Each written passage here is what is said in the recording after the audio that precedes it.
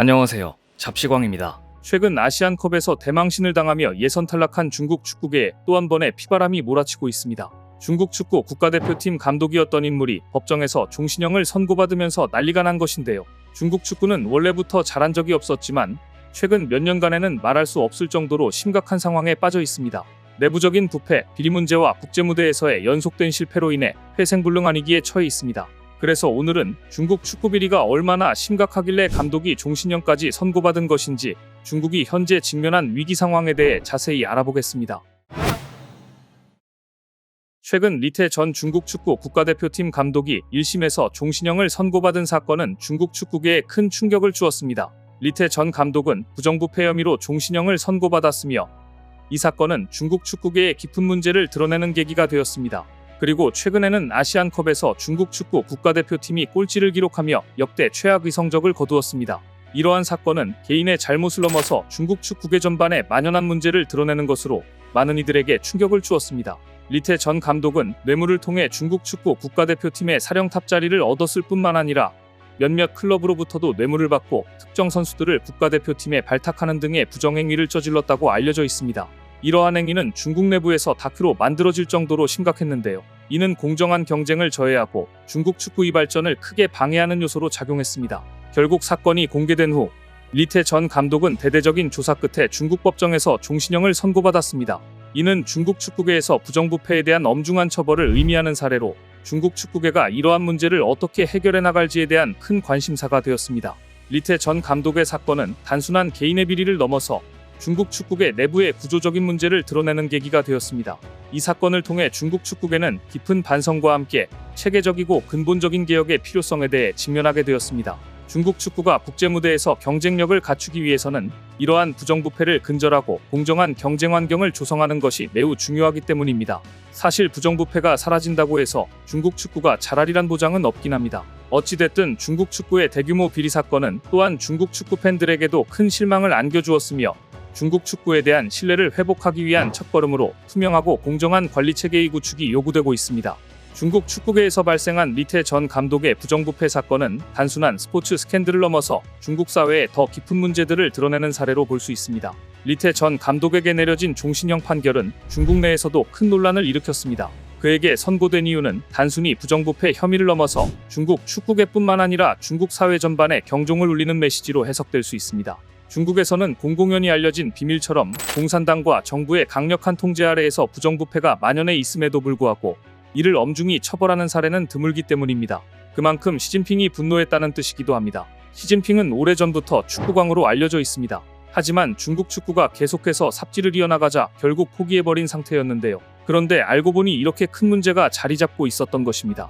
리태 전 감독 사건은 중국 정부가 스포츠 분야에서조차 부정부패에 대해 무관용 정책을 적용하겠다는 강력한 의지를 보여주는 것으로 해석될 수 있습니다.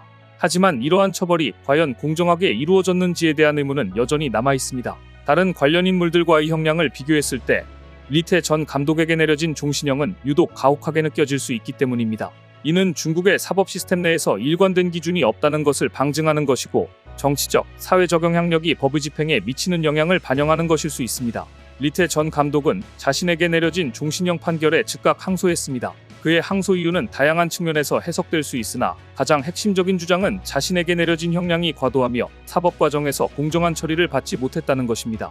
뇌물을 받고 선수를 기용한 것은 매우 잘못된 것이지만 이 때문에 종신형은 심하다고 주장하는 것입니다. 리태 전 감독과 그의 변호인은 중국의 사법 시스템 내에서 발생할 수 있는 부당한 사법 처리와 공산당의 영향력이 이번 판결에 영향을 미쳤다고 주장하며 이는 중국 내에서도 민감한 이슈로 여겨집니다.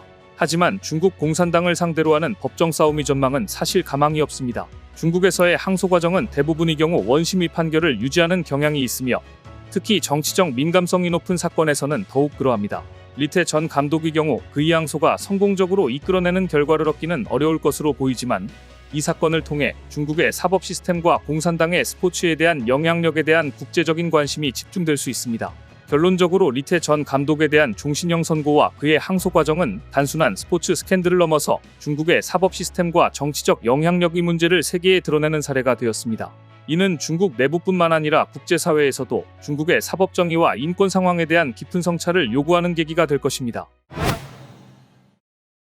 2023년 아시안컵은 중국 축구에 있어서 한 페이지를 장식한 잊고 싶은 기록으로 남게되었습니다. 조별리그에서의 탈락은 물론 역대 최악의 성적을 기록하며 중국 축구의 현재 상태를 여실히 보여주었습니다. 이 대회에서 중국은 단 한 골도 넣지 못하는 등 무득점에 그쳤고 승리도 없이 대회를 마감했습니다.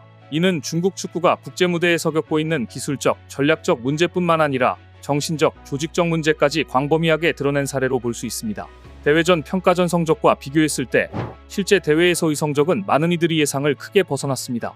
평가전에서는 비교적 긍정적인 결과를 얻기도 했지만 실제 대회에서는 그 어떤 경기력도 보여주지 못했습니다.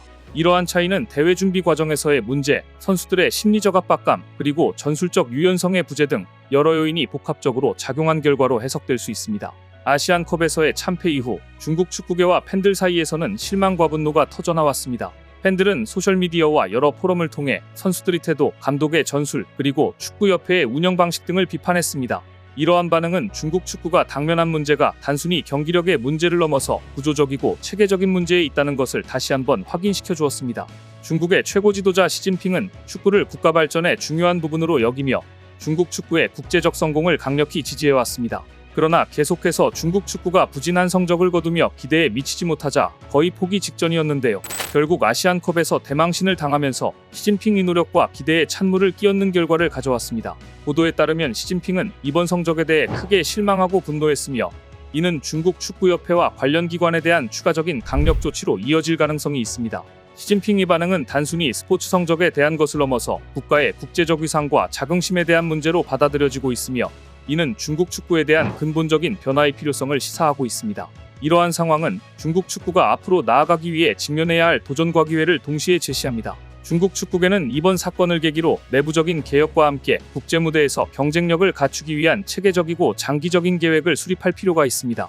이 과정에서 중국 정부의 지원과 개입, 그리고 축구계 자체의 변화가 어떻게 이루어질지가 중국 축구의 미래를 결정짓는 중요한 요소가 될 것입니다. 이와 같이 중국 축구의 현재 위기는 단순한 일시적인 문제가 아니라 구조적이고 근본적인 문제에서 비롯된 것으로 보입니다.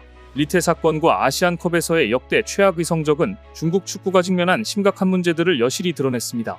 이러한 상황에서 중국 축구의 회복은 매우 어려울 것으로 보이며 일부에서는 회복이 사실상 불가능할 수도 있다는 의견을 제시하고 있습니다. 중국 축구의 문제는 단순히 기술적인 부족이나 전략적인 실패를 넘어서 축구협회의 운영 부실, 부정부패, 그리고 축구 발전에 대한 장기적이고 체계적인 계획의 부재 등 다양한 요인에 기인합니다. 이러한 문제들은 단기간 내에 해결될 수 있는 성격의 것들이 아니며 중국 축구계 전반에 걸친 근본적인 변화 없이는 개선이 어렵다는 것이 현실입니다. 중국 축구의 현 상황을 종합적으로 평가해보면 현재의 위기는 중국 축구가 당면한 구조적 문제들의 결과라고 볼 수 있습니다. 리테 사건과 아시안컵에서의 성적은 이러한 문제들을 세상에 드러내는 계기가 되었으며 이를 통해 중국 축구의 근본적인 문제점들이 명확하게 드러났습니다. 이러한 상황에서 중국 축구의 회복은 매우 어려울 것으로 보이며 일부에서는 회복이 불가능할 수도 있다는 의견이 제기되고 있습니다. 여러분들은 어떻게 생각하시나요? 이 영상이 마음에 드셨다면 구독과 좋아요를 부탁드립니다. 시청해주셔서 고맙습니다.